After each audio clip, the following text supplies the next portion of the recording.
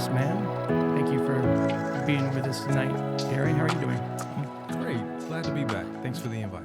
Yeah, so we don't have Derek with us tonight. He couldn't join us. He's not feeling so hot this evening, so we're gonna have a conversation, just the two of us, and he'll be back next week. But yeah, how was your week? It was good. I was looking forward to doing nothing, but I was reminded that I have to go to Memphis. And then I have to come right back the same day. So I did that Saturday. It was a good time. Got to see family, helped a niece move, and Nice. got some I got some wings from a good spot, a really good spot down there. It'll come back to me later. Yeah. But that's what they're known for, right? Yeah. Good wings. Right. So, but yeah, so we're here now. I'm glad to be back under the lights, you know. Right. Back on stage. Yeah, exactly. Yeah. How about you? Yeah, I thought I was going to stay in town, but I ended up going to Birmingham. So we drove down to Birmingham last week. We were only there for 2 days. So Okay. we went in for a couple of Christmas parties. We did a Dirty Santa party, and then we did on Friday night. That was Thursday night. On Friday night, we did a murder mystery party. Have you ever done one of those? No, It was wild. I don't think so. I'm kind of old, so I might have. Right. No, it was fun. We there were about, I guess, 14 or 15 of us, and we dressed up as characters in this murder mystery, Okay. and it was a whodunit type thing. So you read through the story, the dialogue, and everything, and everybody goes around, and the whole time you're trying to figure out who the murderer is, and it was a lot of fun.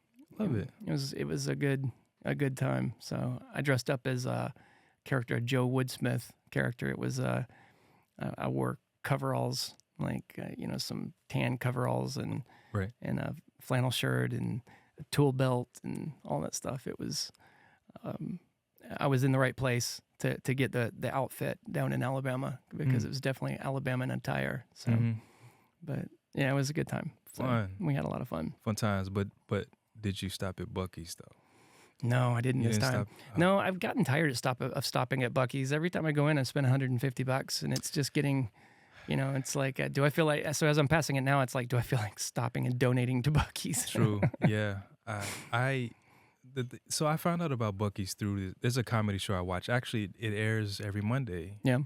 Which happens to be today. Nice. I don't know if you've ever heard of it. Not sure. It's Kill Tony. Oh yeah, sure. Oh yeah. Yeah. So obviously you probably know the reference there. One of the comedians used to work at Buc-ee's, and I didn't know that. No, I haven't. I've only seen a couple of them. I'm familiar with it, but I haven't seen it. So. okay. Yeah, I've never watched a full episode of it or something. Well, that's my Monday ritual. Nice. That's what I would be doing right now. So that's what we're interrupting tonight. I mean, Thanks for deviating from your from your schedule. No, but I mean, I'll watch it later tonight or maybe tomorrow morning. Sure.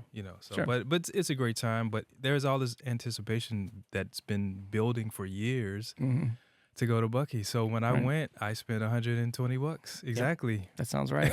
That's right. That's like it's like we used to. I remember back in the day when we would jokingly call Starbucks $5, and now it's $10. So Man. Because you can't get in and out with that. If you just go buy a coffee, it's $10. Crazy. Well, I mean, I think it's more than coffee at this point. It's an American pastime of some sweet sugar caffeine concoction. It's part of our problem. Yeah, right.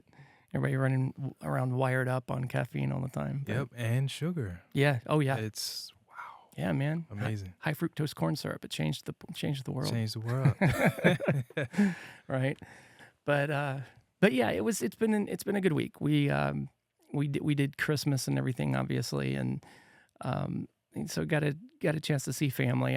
There's always a certain amount of stress leading into the holidays, and I say stress. I mean, I'm not a particularly high stress individual, but it's just sort of knowing that there's a performative element to having to run through the whole holiday thing, and I should not be complaining. I shouldn't sound like I'm complaining, because I'm not. It's not a negative thing. I just there's a lot. I have a large family, and so it usually involves migrating to at least 3 or 4 different locations with kids and dog in tow, And so it's again, I don't want to complain about being incredibly fortunate to have such a bountiful life. So I'm not trying to overlook the blessings we have in life, type situation. Oh But yeah. but um, but yeah, it was good. We didn't have to travel during the Christmas uh, holidays, so that normally we're bouncing between cities, and it's always pretty hectic. Like we'll do Christmas Eve in Birmingham and then drive all the way back to Nashville that night to do Christmas morning here in Nashville, and then go out to about an hour and a half away to parents' house to do Christmas uh, day, afternoon, and evening out at their house, and then come back and usually trade kids and then drive back down to Birmingham. It's usually just Yeah. It's a lot. it's a lot. It's a lot. It is. So yeah, I So, mean, it's especially most of us are homebodies or we work from home. We don't mhm, usually go. We usually have everything we want at our fingertips, but now mhm, got to get outside of the house, mhm, and you're crossing state lines. mhm. That's not easy, you Yeah. know. Have you ever driven through Alabama? Yeah. Not to disparage an entire state, but they need to learn how to build roads. Their roads are subpar. You can tell when you cross the Tennessee line from Tennessee into Alabama that they just don't fund their roads the way that Tennessee does, hmm because all of a sudden there's potholes everywhere. And honestly, if you're from Alabama, I apologize in advance, because I don't know. I get really annoyed by Alabama drivers. They don't in Tennessee. We have the slower traffic move, stay right hmm rules. So left lanes for passing on the interstate. Alabamans just don't care. They give zero craps, right? They're hmm just, and so you'll end up stuck behind somebody for 10 miles just because they don't feel like moving. And it definitely, it makes me appreciate Tennessee and Nashville and the way that traffic has evolved to progress. So, Yeah. of course, Nashville, everything's at 95 miles an hour anyway, but kind of like Atlanta. But Yeah. but uh, but yeah, that's uh, we drive through Alabama quite a bit, whether we're going to Alabama or down to Florida. So we hmm usually make probably 10, 12 trips a year. So Wow. Okay. Yeah. yeah, Back in college, I used to drive through Alabama a lot. yeah, So I would imagine. I don't remember the roads being too bad, but hmm it's been a long time. It's yeah, been about 20 years. right. But Well, there's also in the middle of Birmingham, they've done, uh, locals call it Malfunction Junction, which I'm sure most people have some intersection somewhere that they refer to that way. But this one truly is just, it's a mess. It's a, it's a, it looks accidental. It's a ton of bridges and overpasses that come and intersect one another, and you have to go south to get north. It's just not intuitive it, in any way. it's like it was an afterthought. Yeah, exactly. And I mean, even with the GPS running, if you're not paying attention to which lane the GPS is telling you to be in, you're going to go the wrong way. So it's tricky to It's like a cup holder navigate. in a BMW. Right. They didn't think about this until later. Right. Like, oh, we can put those in there. Yeah. Yeah. But no, so it's good to be home for sure. Yeah. But well, so um, this week has been interesting. We were looking at different articles and stuff a little bit ago. What have you noticed this week? Just because I don't really have an agenda to get into. I figured we could just kind of talk about stuff. What's on your mind? So did the drone issue just disappear? Right? Like no one's talking about it anymore. Right. Did they fix that? I haven't heard about it. I remember. Did you ever hear? Because I heard some people claiming to know what those were. Did you hear about that as well? I did hear stories about subject matter experts. Yeah, people that were DoD employees saying, I recognize those. They are definitely nuclear detection drones, which I guess gives an explanation as to why the government wouldn't want to just come out and say that they belong to them, Yeah. because if they're looking for nukes that have been reported missing or been lost, then they probably don't want to answer the how do you lose nukes question and why do you think there are nukes in New Jersey question type, you know? It's like a magician who obviously doesn't want to reveal what the trick is, Right? but we see that you kind of messed up your trick and you don't want to explain. Right. So Or pay no attention to the man behind ye- the curtain. yeah, exactly. It's Right. like, Right. and then I saw the clip where Trump mentioned that they know what it is and they don't understand why they just don't come Did out you and just explain. right? Did you see that? I didn't see that.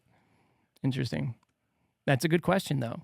It's a real good question. Like I said, I think my best guess is something along the lines of they don't want to say we are looking for dirty bombs in the New Jersey, Pennsylvania area because My parents have seen them here in Nashville. in Nashville? Yeah. No way. Yeah, Really? so apparently they're popping up everywhere.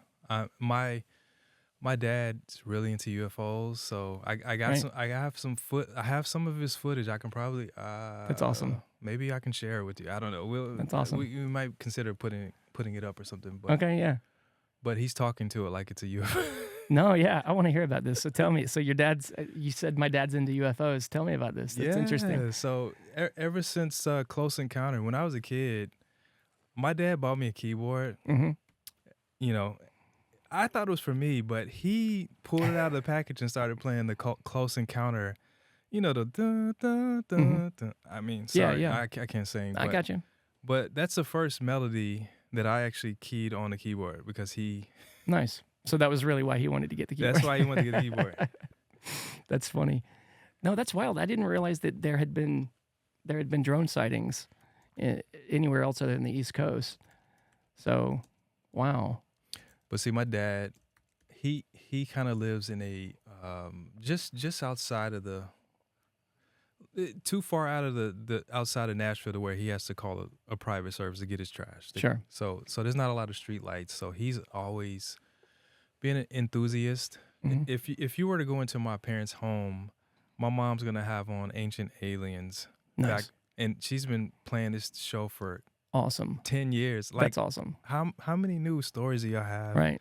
The guy with What is the with Yeah, the yeah, with the tall big- hair. Yeah, Yeah, yeah. yes, I forget his exactly. name. So, That's great. but yeah, so That's awesome, man. That's great. I've never. Yeah, I would probably like hanging out at your house. That sounds incredible. Yeah. So, drones in the Scotts Hollow area of Nashville. We've lived here 28 years, and no, they're not supposed to be lights back there. Right. That's like that's like one of the guy that I knew it was a tornado when I looked over the trailer and saw, the clouds getting real dark. No, and we see a lot of that here in Tennessee. Said the aircrafts were moving in a grid-like system and would quickly dart from one direction to another. I'm not sure what I saw, but it was interesting. Huh. So yeah. So wow, I didn't realize they'd been seen this close. where I've never heard of Scotts Hollow. Where is I that? have no idea. Yeah, I don't know. Scotts Hollow. It is in Davidson County. Wow. Okay, that's Nashville area then. So over on Lebanon Pike. Oh, okay, interesting. That's also right next to the airport. I mean, well, not right next to it, but it's within a couple of miles of the airport Mm-hmm. of Nashville and of BNA. Well, let me show you the region that my parents. Yeah, yeah. I'm not gonna show exactly where. But basically, this part of Nashville here. Okay, north side. Yep, north side. Yep. So Nice. since they told me and then it hit the news, I've been trying to look as well, but Mhm. I haven't seen any. But Yeah. my dad has footage, so Nice. Okay. Well, yeah, definitely. You got to send me that. It sounds interesting. Well, so there was that. But you're right. I haven't heard more about it. News wise, let's see. We've got the border wall. So what did you see the news story with regard to? And I don't know if it was specifically the Biden administration or if it was Homeland Security, but that they were selling off the unused materials for the border wall. Yes. prior to the transition in January, Mm-hmm. which just blows my mind. It's Right? ridiculous. I just can't understand what.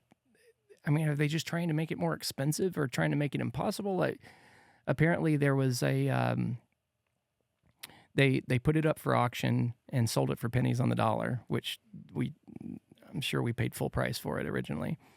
And so it was sold for pennies on the dollar. Apparently one of the contractors contacted either Trump or his team and said that they would sell it back. They're like, look, we'll sell it back for what we paid for it. So apparently some people are at least saying, okay, but still, just being willing to, I just don't get the adversarial nature. Like, we're not all on the same team.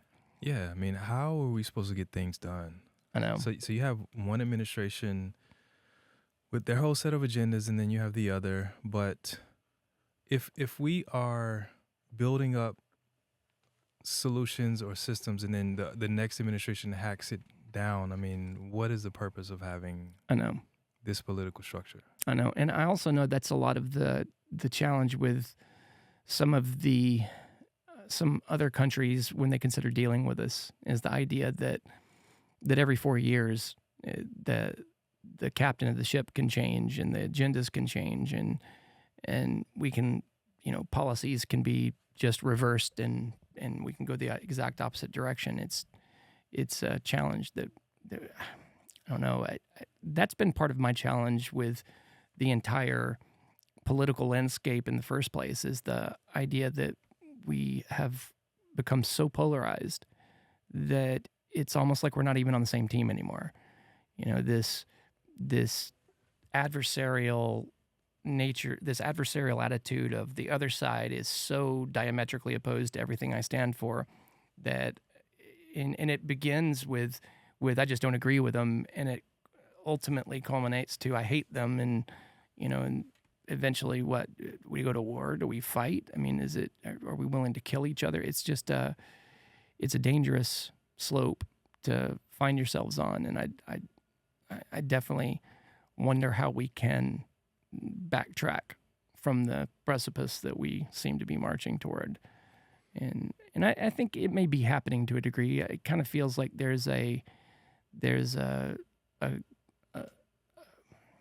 I don't know if movement's the right word, but it feels like attitudes are changing to a degree, that the country's on board with the idea of reform and change, and let's correct some of the problems. Let's find the low-hanging fruit. Let's knock it out, and let's see what we can do to make progress. Which that's a much better stance than just every filibustering as long as you can, trying to keep the other side from making any progress. Just, it's the right hand fighting the left hand, and it's never made much sense to me. But I don't know. It's the times we find ourselves in is what it seems like.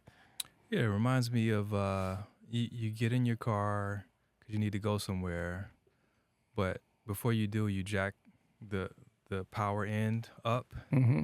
So you can press the gas pedal all you want. You're gonna burn a lot of fuel, but Not going anywhere. you're not going anywhere. Right. Or you pop all the tires, or Yeah. or you sabotage the car somehow.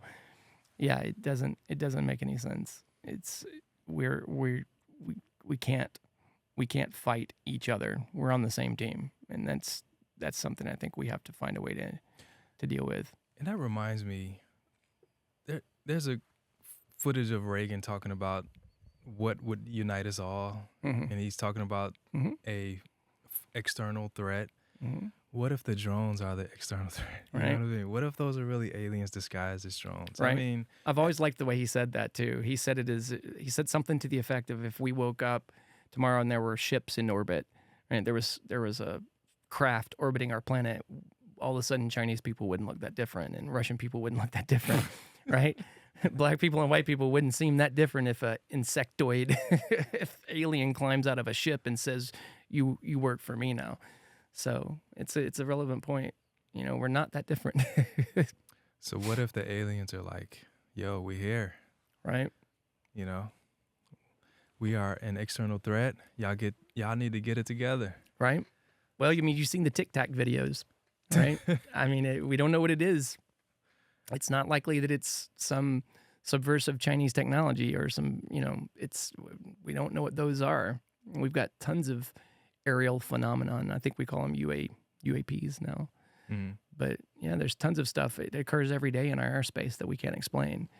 The drones, at least there seems to be, the government's kind of tipping its hand, in my opinion, by saying, it's not a threat. It's not something we have to worry about. In other words, they're saying we know what it is, or we know what it's not, which that's what I think gives credence to the idea that they're trying to search for bombs. But still, the idea that they've got drones looking for bombs in Tennessee. I mean, are we really worried they're dirty bombs floating around the interior of the country like that? I mean, is that a possibility? So what was concerning? So I kind of use Google Maps to triangulate where my dad saw the drone Mm, or the UFO, mm, and there was Bradley Parkway, but then there's also a AT&T cell tower. mhm, So it made me want, and it was around that area for several days, for a couple weeks, just showing up, and it just made me wonder: is something taking a note of our communications infrastructure? hmm, You know what I mean? To potentially, I don't know, cripple communication across the U.S. I mean, hmm, maybe I'm reading too far into it, but it's like nothing right there other mhm. than the cell tower. Yeah. Well, that's a subject you and I could actually speak to because we've spent our careers in technology, and really all you need to do that is an internet connection these days, right? You don't need physical proximity anymore. That was part of the challenge with the hacks that the hacks that China was accused of doing recently. I don't remember if it was Homeland Security or I don't remember who it was that said, or FBI that said that it was China behind them. But if they really have found backdoors and exposed backdoors into our telecommunications networks, um, that's concerning, and that's concerning for a number of reasons. Because if they had access to, say, infrastructural systems like dams, power generation facilities, pipelines, things like that, which we've already had circumstances where things like vulnerabilities in those areas have been exposed with the pipeline issue we had a few years ago. And if they were able, someone like China who has been developing an AI system to track people, right? China runs, and we've got someone coming in from China that we're going to be talking about this here in the next week or two. But China has a social credit system that, if you live in one of the major cities, when you step outside the front door, you're on camera. You're being tracked everywhere you go, and it's running facial recognition algorithms against you. So it knows who you are, where you are. If you were to go down to the corner market and as you're checking out, you get angry and you yell at someone, your social credit score goes down. And if your social credit score goes down below a certain threshold, you can't go to the movies. You can't buy things from the vending machines. You can't get luxury items. If it goes down far enough, you can't buy. And I don't know how far they take it, but it's the idea of incentivizing good behavior and acting appropriately. And Sounds like Infamous, well, it's the video game. very, very 1984, right? Like just a very dystopian. But the reason I mention it is because these systems are developed and being used daily. If those systems were let into our telecom systems and into our public infrastructure systems that have a camera on every red light in the city, and were to start saying, I want to correlate data for, let's say, 500 people. There are 500 targets that I want to correlate information for, and I want to track using their cell phone, their geolocation data. I want to track where they go, when they go there, how often they're there, and what their movement pattern is. And I want to correlate it through all these different systems, through the traffic systems, through the cameras on the courthouse public systems.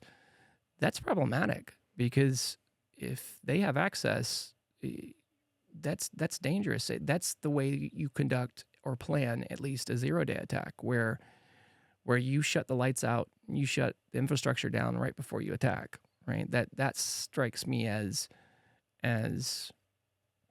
planning for doomsday, I guess, or for attack. And so that's my concern where that stuff comes in, at least, is how vulnerable are we? Do we know how vulnerable we are? And what steps are we taking to mitigate that risk?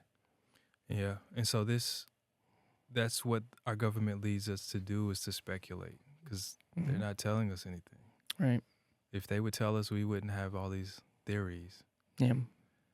and speculate. Yeah. Well, and it makes sense. They can't tell us everything. I mean, I get that. I get they don't want us to know everything they know. But I mean, like the telecom leaks, that stuff, that telecom hack, that information came from them, right? That was them saying this is what occurred. And so, and if that's just the tip of the iceberg, if, what are they not telling us? If that's what they're willing to share, what don't we know?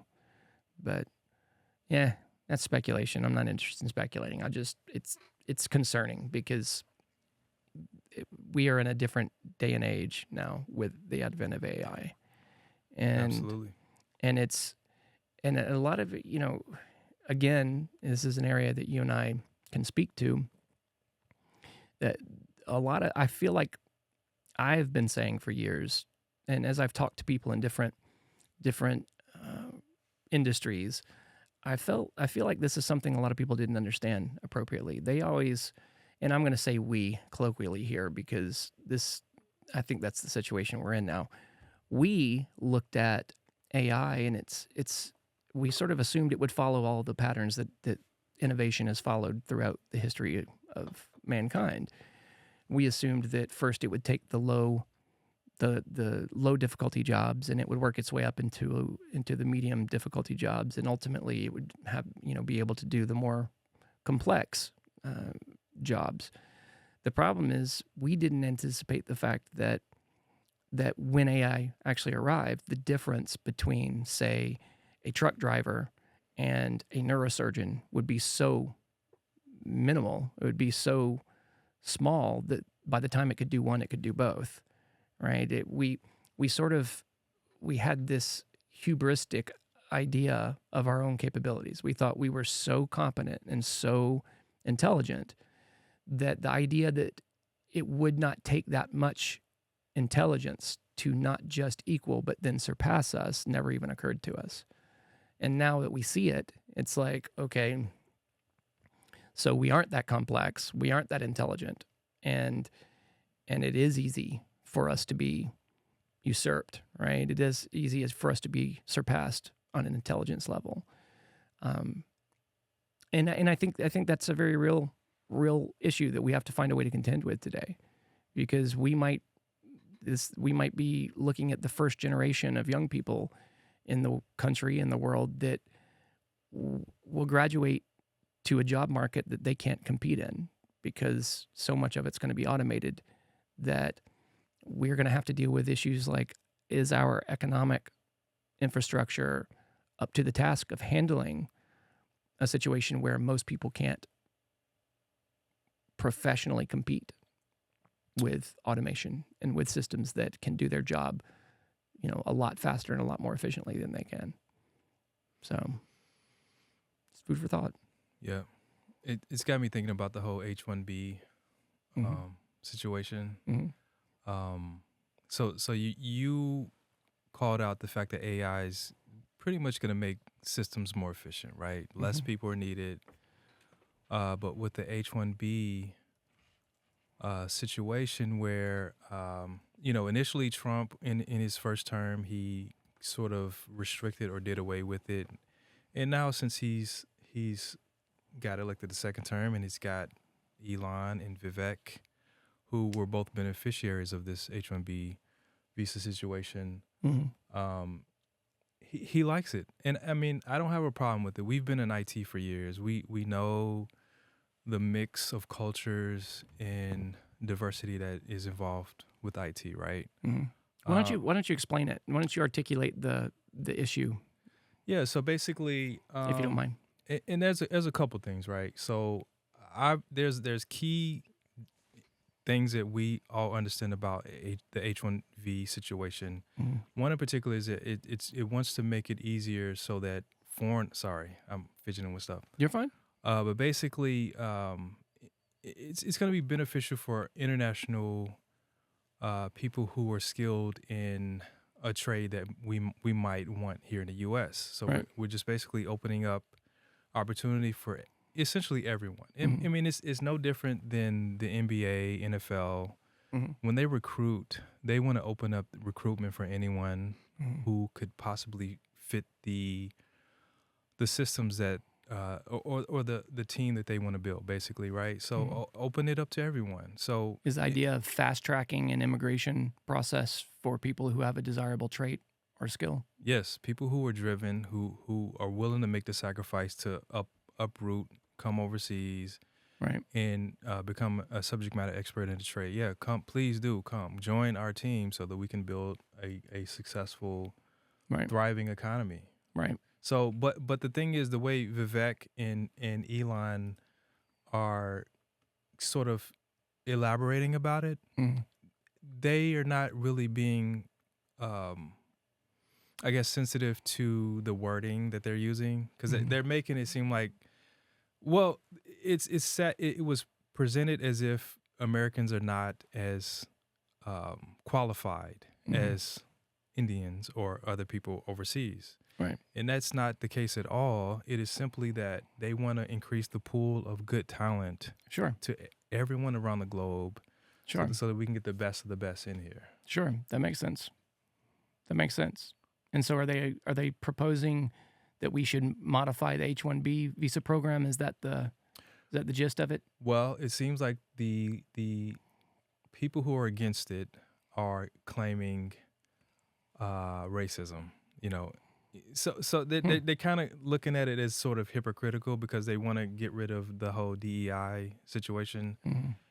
but then they are clearly opening it up for brown skinned folk Mhm. to come aboard, to come into US to take jobs that US citizens should be able to take, which they are able to take. Mhm. The opportunities there. It's just we want to pull from the entire globe. Right. And I would hope that that wouldn't be considered on a color of skin issue, Well, personally, but you know, that's what they tend to do. The people who want to right. find issue are gonna find something, and Right. oftentimes it's race. It's just race. They don't think Right. about culture.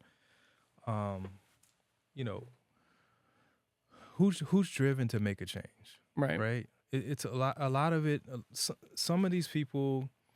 So they look at U.S. citizens as having it bad, and that the U.S. is the worst place in the world to live. But a lot of these people, if you would take the time to look into where they come from and the sort of situations, political, racial, financial, economic, there's a whole lot of there's all sorts of different things that people around the world are contending with that we are fortunate to not have to deal with.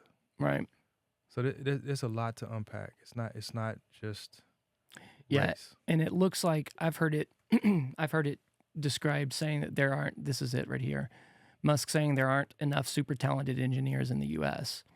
Ranswamy's lengthy post on X, formerly Twitter, argued that tech companies need foreign workers because Americans don't have good enough work ethic and that American culture venerated mediocrity over excellence. See, that's the part. So he could have left that out Yeah. and but still had this thing Still made the point. right. Yeah. Yeah. For specialized foreign workers to legally work in the US, they must be sponsored by employers and approved. Tech companies, financial institutions, and universities are often more frequent sponsors. Google, Meta, Amazon, and other major companies dominate the market, each receiving several thousand visas. Let's see, professionally, personally, yeah. So yeah, it sounds like they're saying that we don't, and I can see where this would be like looked at in a hypocrisy from a hypocrisy standpoint, saying that because when you consider it, say next to the deportation discussion, but we're not talking about the same thing, right? We're Right. talking about people who are coming here legally and immigrating with a desirable skill or trade to work for a specific company.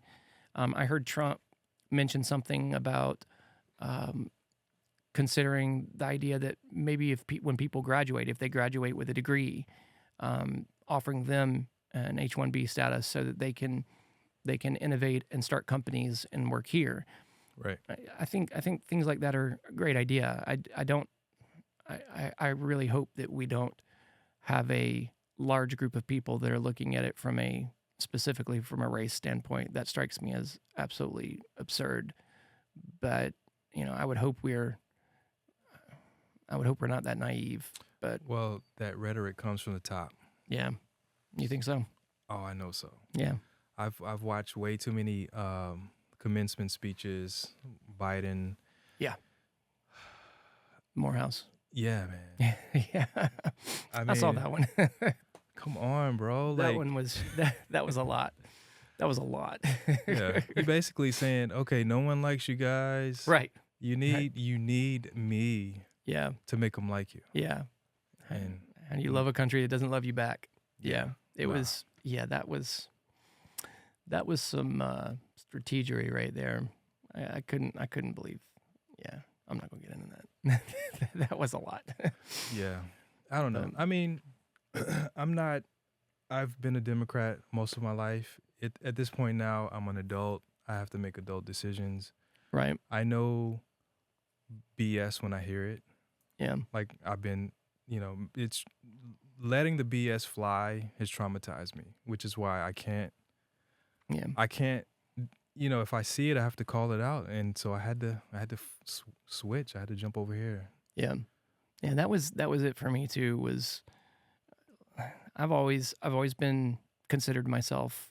First of all, I've always been a moderate, very moderate, but I always considered myself like a social liberal and a fiscal conservative. So it was always, but those things strike me as hierarchical in nature, right? If you don't have finances in order, you can't argue over what you have for dinner, right? You have to prioritize effectively. So the first thing we do is get the budget balanced, and get the economy squared away, and get the foundations taken care of. Then we can talk about the way that we enjoy the security that's provided by the secure foundation. It's sort of like you shore up the border, you protect the border, and then once we have the border under control and we can actually start making changes that impact things internally. But yeah, and I haven't changed that much. I'm still very moderate, right? It's not me that changed. It's the line that moved around me, and it has abandoned me into the right. I'm in the right now just because, and again, I'm still standing in the same place. I'm still looking at things very similarly. Not that much. I haven't changed on that much, except who I believe and who I'm willing to listen to. That's the main thing. The main thing that's changed. Your bullshit detector has been greatly upgraded. Yes. You know what you're seeing. That's right. You know what you don't want to see. That's right. Now, I think it's funny. One of my ex fiancés, or maybe I shouldn't say that. Well, we'll leave that. You one can in. say that. There's nothing wrong with that. But You don't have to say the name. so I remember she lived in New York, and I remember I was about to move to New York. But anyway, when it came to Trump, she loved Trump. Like, just was always talking about Trump, how she loves him. Mm-hmm. At that time, she was in the pageantry system, so he was as well. So, but as soon as he jumped into the political arena, she hates the man. Yeah. I'm like, what happened? Like, I'm like, I remember you saying these specific things about how you love him. Right. And okay, it's political. He's not on your team anymore. Right. That's what it is. He's not a part of your tribe. Right. And you can't deal with that. Right. Right. It's So us and them. yeah. So you have these biases that you're allowing into your mind, and it's crazy. Like we went back and forth on Instagram, her texting why I should and shouldn't vote for him. Mm-hmm. And she accused me of attacking her. Mm-hmm. I was like, oh, just scroll up. You'll see all of the stuff you It's written down. you attack me. You got it. Right. You reversed it. Right. You did a Uno reverse on me, but I, I don't know. I mean, I get it. I want the team to win, but my team is a Team America, Yes. Team World, Yeah. honestly. Yeah. But I think that a large part of American population just hasn't had that international exposure. They don't know what a difficult life is. Well, I, we all have our relative difficult lives, but if you take a moment to just peer into life around the world Yeah. in just any place, just look how different it is. Yeah. Travel there, pay attention to the political structures, the prisons, how good or bad the prisons are. Mm-hmm. What sort of reform process they have for prisoners. You know, just Mm-hmm. look at a lot of different things, Yeah. and then we can talk. Yeah. Because otherwise, Yeah. we don't have any common ground, I guess. You're right. Go to a country where they don't obey traffic laws. It's eye opening, right? If you, and there are countries out there where red lights are optional, right? And it's different. It's taking your life into your hands just to drive to the Right. grocery store. Yep.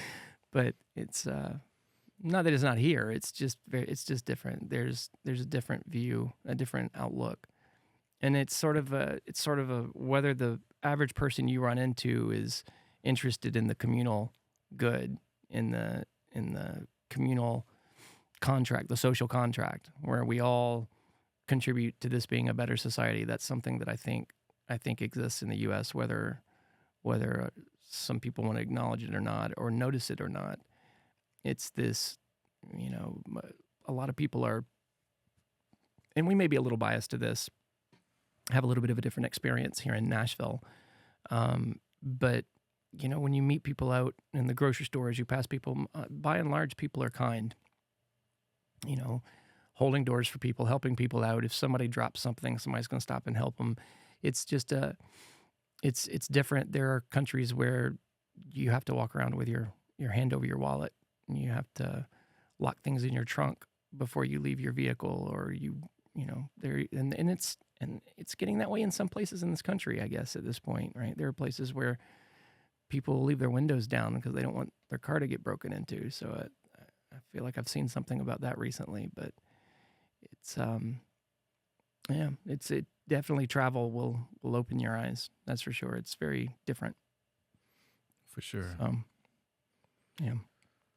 But let's see. We talked about here we go.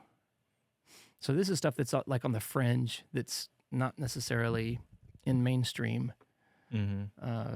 news reports, but GOP voters support military detaining migrants in the U.S. Let's see, how about this side? U.S. credit card defaults jumped to the highest level since 2010. Israel at UN warns Houthis risk sharing the same fate as Hamas and Hezbollah. And that's just going, man, I do want to see what's going on with Tom Homan, how he responded to critics. Yeah. So it says he criticized Jasmine Crockett after she stated he was in over his head. Homan claimed, "I forgot more about immigration than she'll ever know." The exchange shows tensions regarding immigration issues between Homan and Crockett. Homan's remarks indicated offensive position to Crockett's criticism. I want to see that footage. You mind pulling that up, Sure. Jasmine? So let's see. Let's do this. Border enforcement.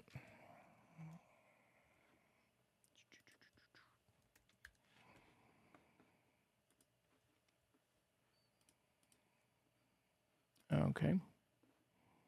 Doesn't like that, huh?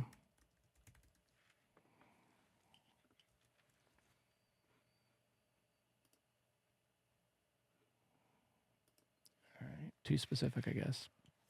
Click on videos. You can look at, yeah, that's what I just did, but you mean these? Well, no, you clicked on news at first. Oh, I see. Yeah, see, it's What? it's acting like it's too specific. Watch, Tom. Let's do this. Just look up. I think her name's Jacqueline Crockett, I believe. It's not finding anything. Okay, let's try this. It's all right. I'll pull it. So let's see. This is MSNBC, which means they're gonna slam us with ads. What about YouTube? Yeah, let's do it. YouTube, the source of truth. Yeah, right. There we go. Is it Holman? HOMAN. Let's do this.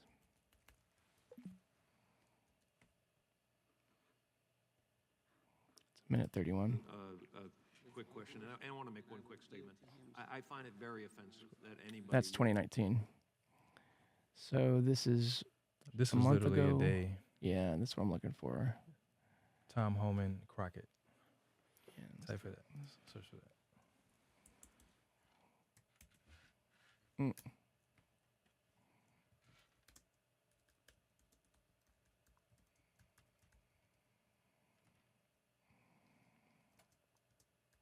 HOMAN. See, that still says AOC, and we're still at a month ago. What was her name? Jasmine? Oh, Yeah. HOL. Thank you. HOMAN. Is it? Is that right? HOM? Mm-hmm. Yep. Yeah, there we go. Homan, Jasmine. Where is the footage?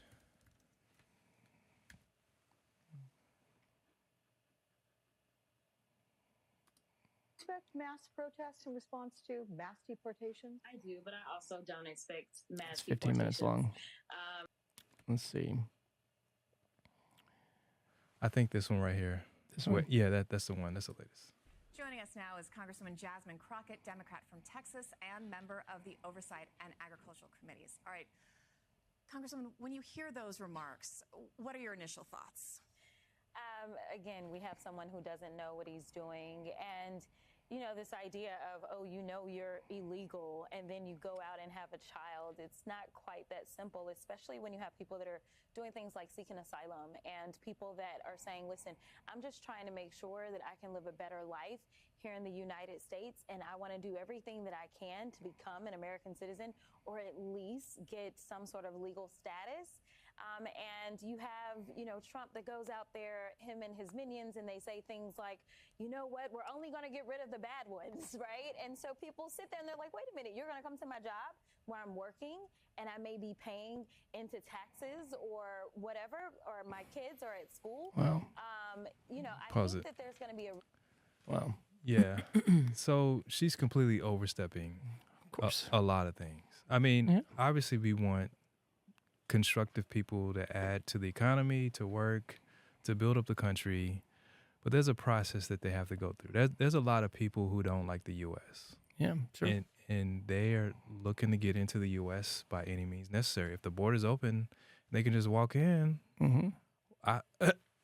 Why not? Let's walk in. Let's get together.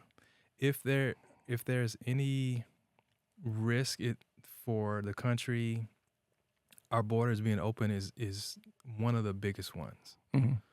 And a lot of it has to do with our meddling in foreign affairs. Like, people are hurt. They Mhm. want to hurt us back. Mm-hmm. We do have an infrastructure that is, from what I've seen, at risk, you know, potentially could cripple the whole economy. Mm-hmm. Well, the economy, everything, the whole entire infrastructure, we all depend on electricity, you know. There's a Right. lot of risk at hand here. So we want the same things you want, Miss Crockett. Mhm. We do. We want all of them to thrive and be able to raise families. But Right. you got to do it the right way. We need to know who you are. Right, and whether they're contributing to taxes is irrelevant. It's a matter of, like, we wouldn't say, okay, yeah, look, I mean, you killed somebody, but as long as you're paying your taxes, I guess it's okay. You know, yes, you committed murder, or yes, you robbed a bank, but as long as you pay taxes and work hard, that's not the point. The point is that we have laws for a reason, and we have a process by which you can immigrate.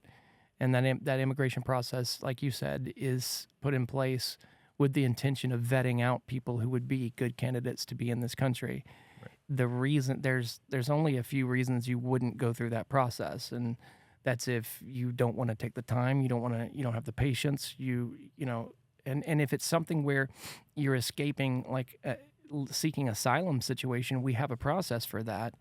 But even then, we can't offer asylum to the entire world, right? That's just not feasible.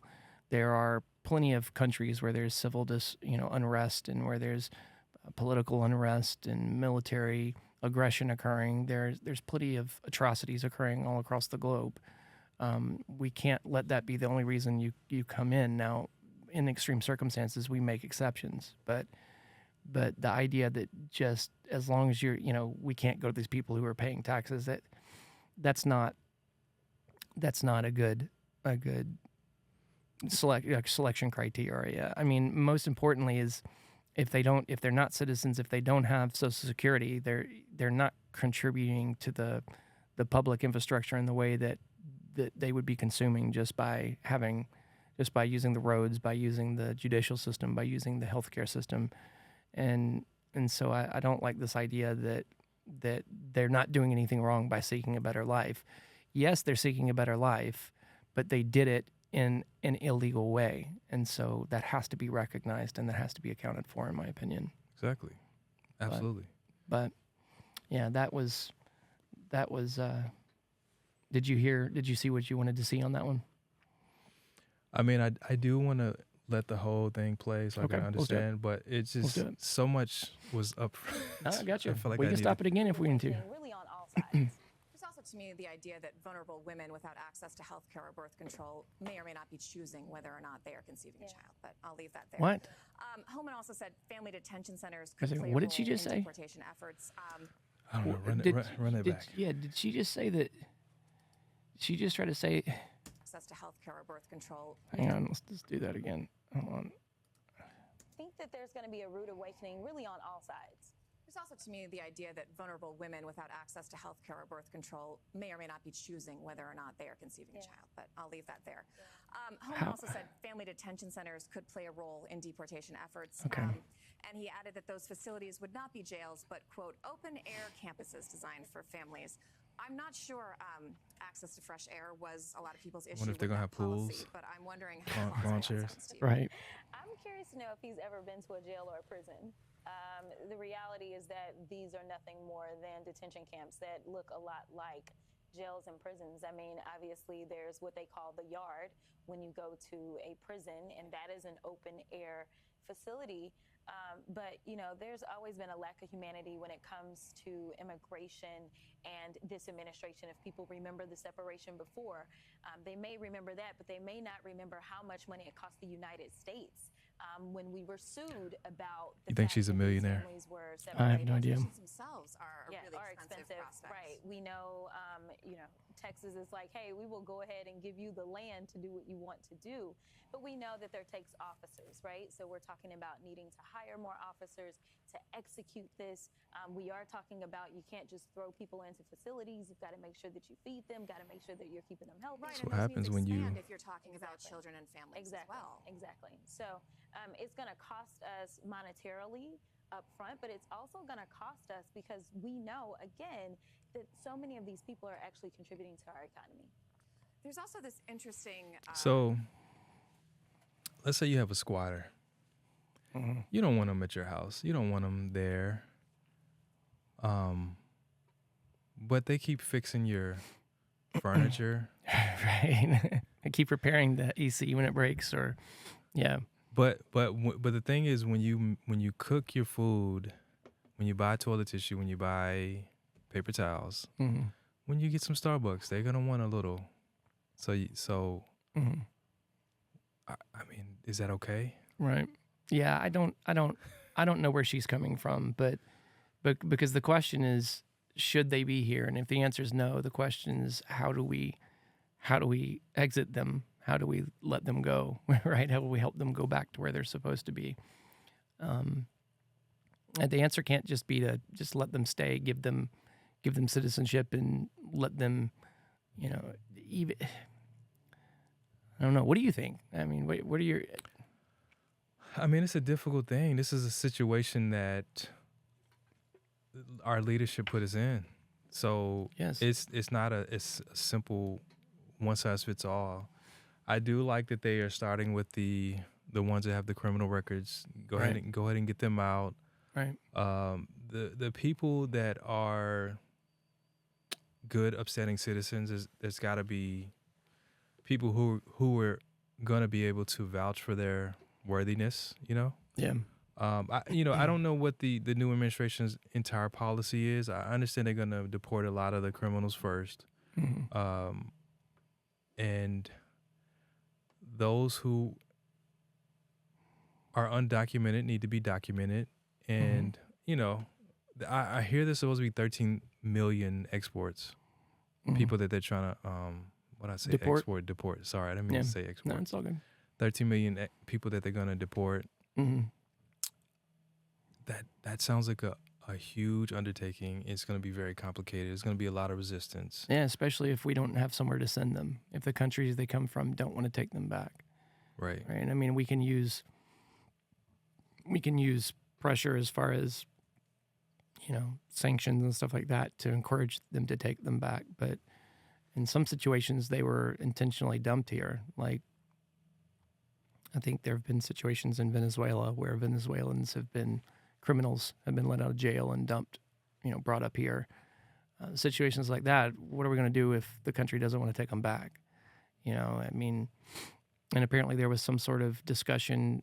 I saw an article that said something about the Trump administration trying to work out contingency plans for this situation where the country doesn't want to take them back. They were talking to like the Bahamas and Turks and Caicos and some of the countries down there about taking some of these people. But I mean, that just seems like a weird proposition to me. Like, look, these people aren't your problem, but they're not our problem. And, what are we going to pay them to take care of the problem for us? And I don't know. But I mean, if they're criminals, if they've broken the law, I mean, the question is, Gotta go. Yeah. I mean, yeah, because do we want to introduce them to our prison population and take on the cost of having to take care of them while they're in prison? I mean, doesn't seem like something we should be undertaking. Seems like we should just deport them. Yeah, absolutely. And if that means we show them the border and say goodbye, I don't know. Admittedly, it's a complicated issue, but I don't know. Yeah, I mean, it makes me 2025 is going to be. Yeah. I don't have the right word. I mean, it's going to be different. Yeah, I don't know. And it's not just that. A lot's changing. I mean, arguably the whole geopolitical landscape's going to be in flux, right? Just changing the way a lot of things are being handled, from the Ukrainian-Russian situation to the Israeli-Hamas situation to this, our deportation rather situation. But that's not the only this one in particular. The immigration issue touches so many other aspects of American economic challenges. From sanctuary cities to cities that we have cities that have gone extremely liberal, which that's their right. You get out to California and San Francisco, they, as I understand it, drugs are legalized now, and they're able to. All drugs? Yeah, that's my understanding. Let me fact check that. Wow. San Francisco. So progressive. Yeah, right. Drug laws. Yeah, so they have, this is it, Guide to Drug Laws in the San Francisco area. They've decriminalized. So drug laws are made at the federal, state, and local level. Local governments cannot separately ignore state and federal laws, but cities sometimes decriminalize certain things such as drugs, which means they choose not to prioritize enforcement of these laws. San Francisco, Santa Cruz, and Oakland have decriminalized mushrooms or psilocybin along with plant-based entheogenic hallucinogen drugs. And it wasn't just that. I saw there was more. It was progressive drug policies. Last year, 621 people died of drug overdoses in San Francisco. 173 people died from COVID. Let's see. For years, San Francisco has tacitly encouraged drug abuse with remarkably lenient policies. Those policies are now inadvertently killing hundreds of people annually. There are an estimated 25,000 drug users in San Francisco, which is, if anything, a low number. Yeah, I was looking for the specific.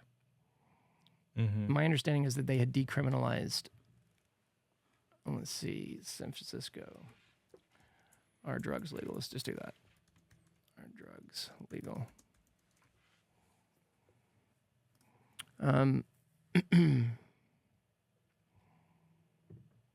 There's the drug policy.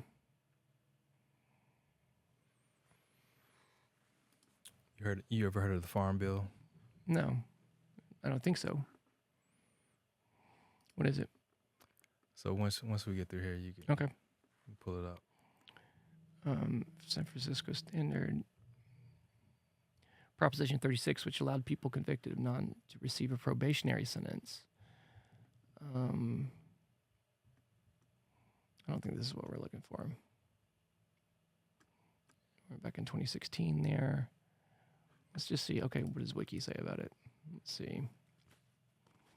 So, various classes and kinds of drugs. Cannabis possession has been legalized with the Adult Use of Marijuana Act in 2016.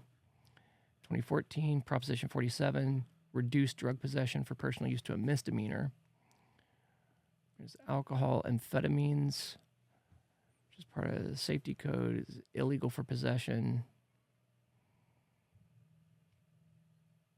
Cannabis is legal, just covered that. Crack cocaine, Schedule 2, illegal. Heroin, illegal to possess. Ketamine is illegal. MDMA is illegal. Okay, so Schedule 1, psilocybin is Schedule 1.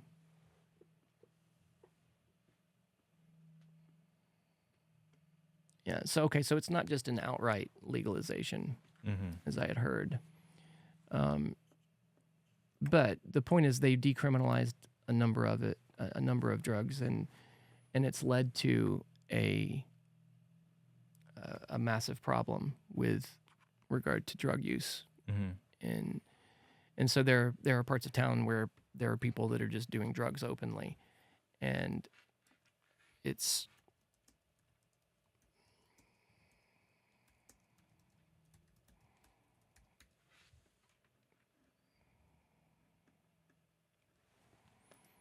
yeah, some of these are rough. Look at this. Let's skip this ad real fast. Well, but yeah, some of these are hard to watch from what I've seen. Yeah, I mean, I've seen the clips of Skid Row and Yeah, people zombified and bent over. yeah, just wandering around. But yeah. And let's see, pictures speak louder than words. Yeah, open drug use. There we go. Open drug use in San Francisco's South of Market area has become predictable.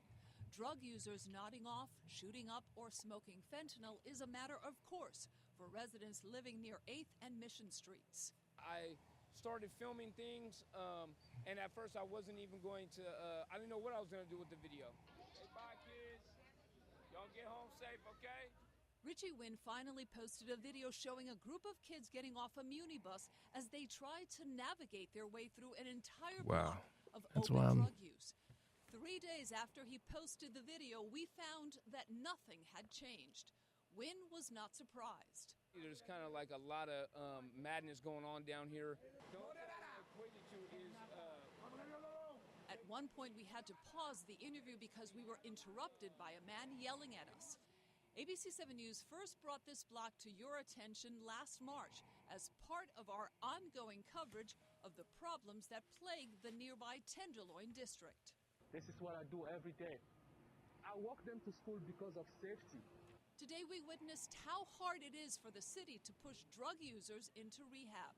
I don't use drugs, so I don't understand. How hard is it to get help, to reach out and get help? Well, see, ma'am, the thing with programs are meant for failure. I asked him if he had tried to stop using drugs. I try my own program. My own program is love. Around midday, a paramedic came to help clear the area so that city workers could clean the sidewalk. For many, the drug crisis has become unacceptable. Number one, close the open drug scenes. They're helping no one. They're not helping the users. They're not helping the community. How do you close them? How do you close them? Well, you have to use law enforcement. But Ellen Grants of Moms Against Drug Deaths says it doesn't have to be punitive. Instead, the city should put more money into treatment. These little kids got to walk through this shit. This shit is crazy. Wynn, on the other hand, says the city needs to target the drug dealers, otherwise users will never get help.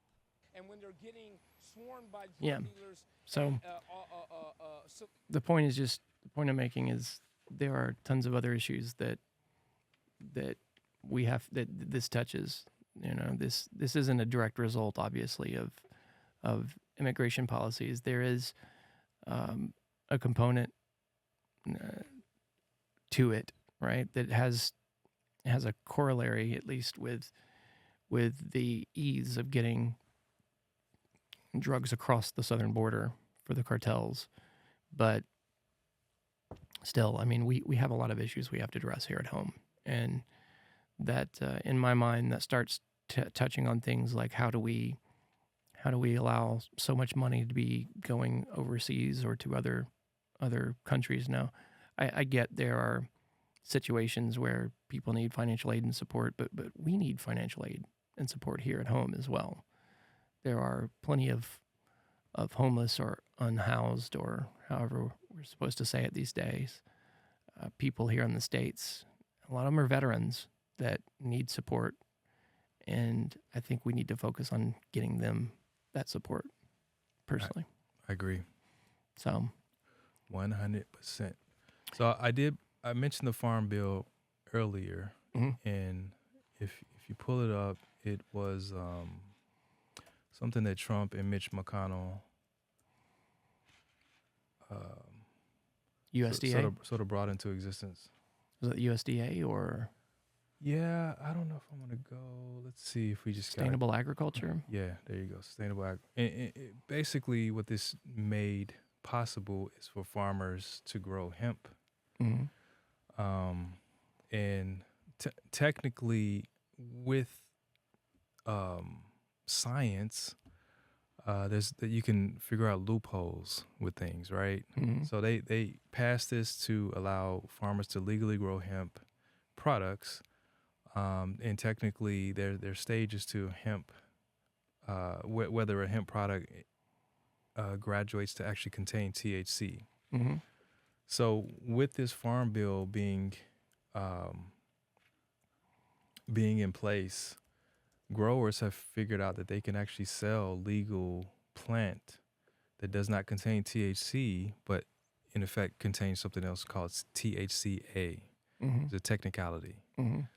This plant technically does the same thing as regular weed, but it's legal and it's sold everywhere. Well, that happens. The same thing has happened here in Tennessee as well. There's they call it Delta 8, and there's Delta 10 as well. The weed that most people smoke is Delta 9. And it's essentially, as I understand it, it's like a left-handed, right-handed molecule type thing. So they're essentially growing hemp that has been genetically modified to produce THC.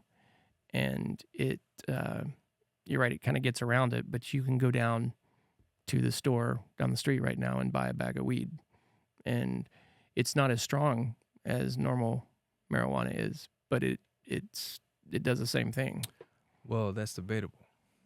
Because they say normal marijuana it shouldn't be as strong as what they're selling today. Right. Like they say, they would smoke it and just be fine. It didn't used to. Yeah, back in the 60s and 70s and 80s, it wasn't anything like it was today, like it is today. Yeah. Yeah. You'd get like 10, 12% THC content. Now they're They're growing weed at 30, even double 40. that. Yeah, even 50, 60. As a matter of fact, they've even turned, like, I call it weapons grade marijuana, which is like the wax, right? Where you're basically freebasing marijuana byproduct, and that's like 60-70% THC. Dab. I think that's what Dabs. There you go. That's right.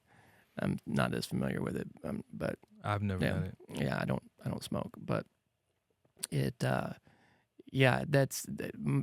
that's how you can now go buy marijuana or edibles. And if you go into one of the stores here, they just have, like a wall with shelves of marijuana sitting on it, and it's getting around it the same way. So that's the Farm Bill, is what you're saying? Yeah, the Farm Bill. It Interesting. Allowed. So yeah, there's farmers in Tennessee that got grants so they could participate.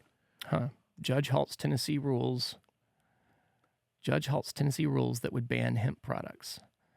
So a Tennessee judge has temporarily blocked new hemp testing regulations that were set to take effect last week, which could ban products legally sold in the state since 2019.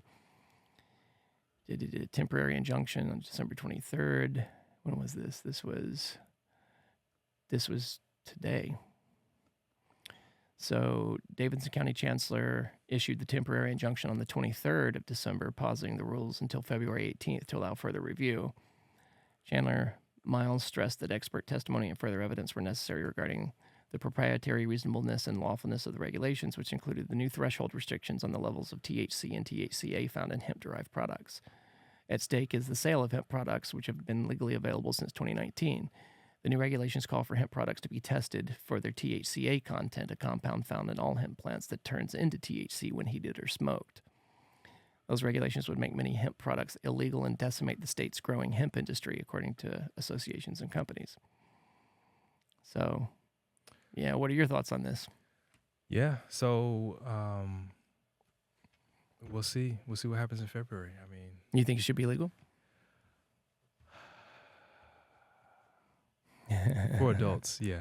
Oh, of course. Yeah. Of course, yeah. We're definitely talking about for adults. Yeah. Yeah. But not for kids. No, definitely not. No, I have three teenagers that say I don't know, I don't smoke, but the idea that we allow alcohol and we prohibit marijuana has always blown my mind, because of the two, alcohol is definitely the worst, the significantly more dangerous drug of the two of those. But that said, there was this massive campaign in the 50s and 60s by the U.S. government to demonize marijuana.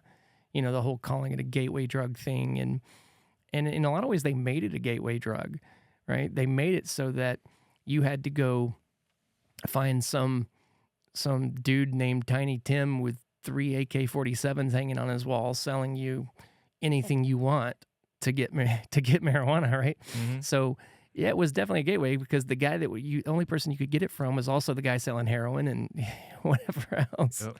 So yeah, definitely I could see the argument, but as far as where it's at today, I think a lot of people look at it and go, okay, it's probably not as bad as we suspected. Traffic fatalities haven't gone through the roof. The crime hasn't gone through the roof. It's been legal for a while now. I think that we might be on the precipice of finally legalizing it, which, I'm not someone that benefits from it. It's not a good substance for me, but there are people that I know that it does a lot for, right?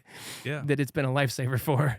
And so, I was very adamant about this. I'm prior military. So back in the day, I used to be very zero tolerance approach to this.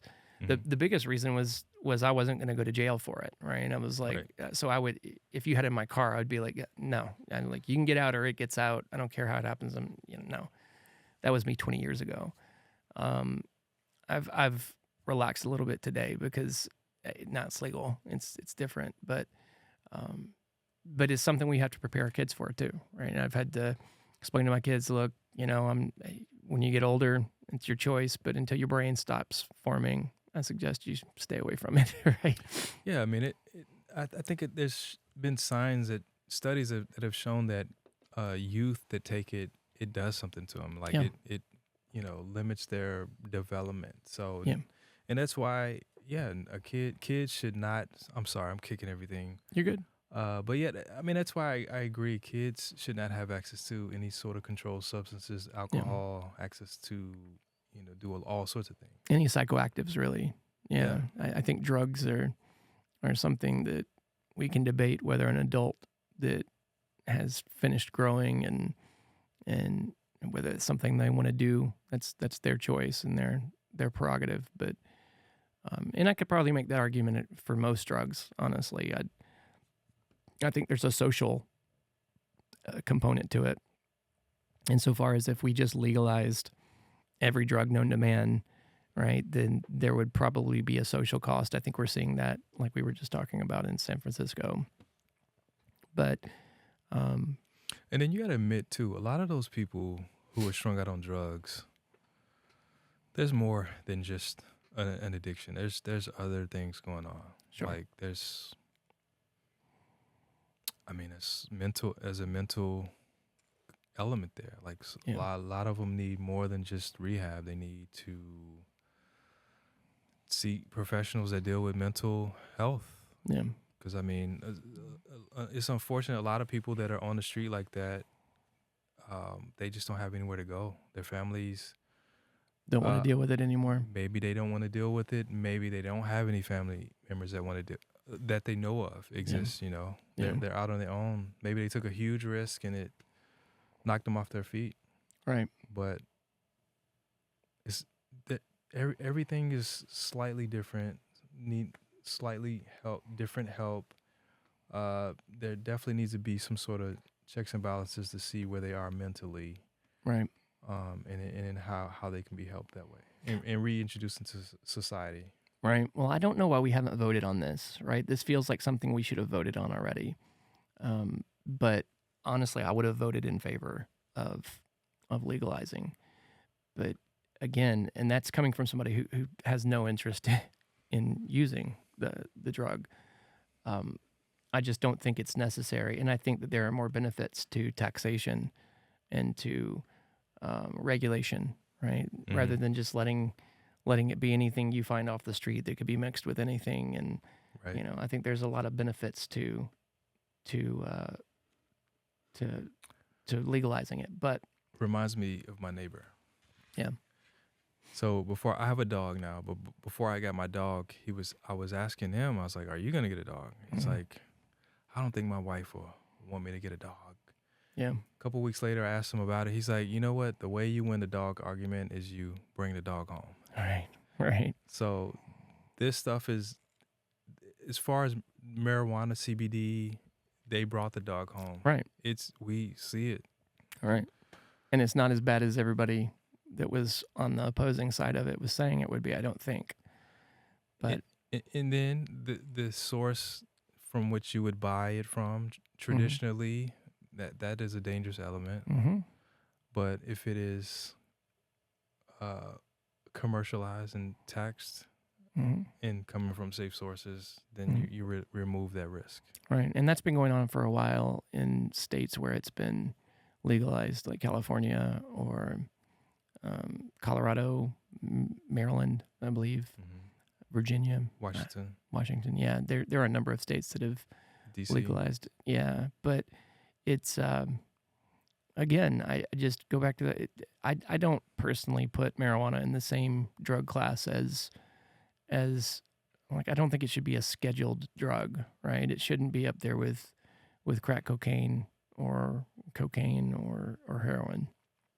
I think it's a different substance, and it's one that arguably has been used for a long time. Now, the challenge with that is, like you mentioned, I think it is dangerous for kids. It's highly psychoactive.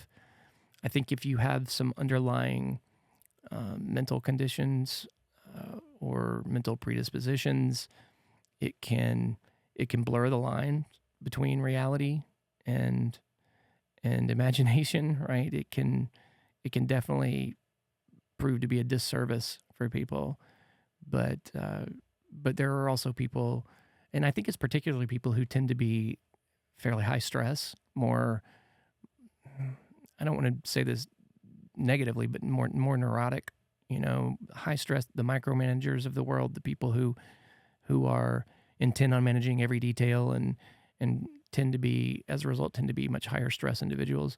I think that marijuana is a drug that was made for those people, right? Like it seems to serve those people well, because it seems to bring them down to a chill level that I thankfully appreciate every day.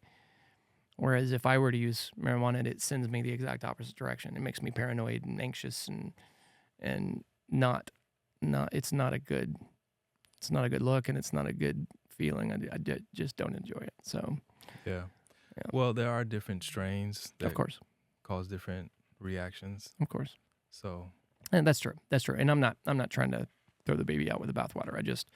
I've learned that it's not for me. But same. Yeah. It's not for me either. Yeah. I prefer to be clear-headed. It just makes me feel dulled, and it just doesn't do me any favors. So, but to each their own. Well, we've been going for a minute. Why don't we go ahead and wrap?